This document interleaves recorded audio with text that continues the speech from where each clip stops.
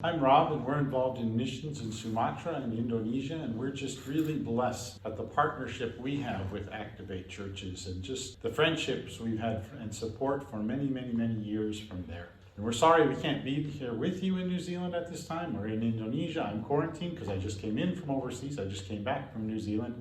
So we'll try and be with you again next. But for me, missions wasn't something that I had always dreamed of doing. It wasn't something I always saw myself. I didn't necessarily grow up young in a Christian home until I was in my teens. But when I finished high school and I began working or trying to think what I was going to do or what I wanted to go to school for, someone challenged me with the Great Commission and going and telling people about Jesus and his love for them. And so I thought that sounded like a pretty cool thing to do.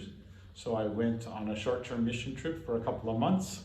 I came back home. I worked for a bit. I raised some money. I went on a second trip that was a bit longer, about 6 months. And I went home. I worked again, saved some more money. I continued that pattern for a couple of years until one short-term outreach being on longer outreach became longer, became bigger commitments, became leading short-term outreaches and being involved more and more until I'm where I'm at today. And 30 years later, I'm still involved in missions and loving every minute of it because I know that God called me to be a missionary in this part of the world, in Sumatra and Indonesia. And for you, I would encourage you, if you don't know what God wants you to do or don't know how to start, just start by doing short-term things, volunteering at different things, working with homeless or immigrants or some of these places I described earlier. Just begin going, just begin taking steps, begin walking in obedience and obeying the words of Jesus and beginning to go.